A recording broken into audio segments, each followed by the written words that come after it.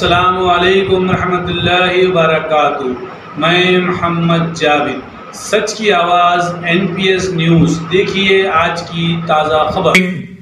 The SDGs and find solutions to address the debt risk faced by many countries.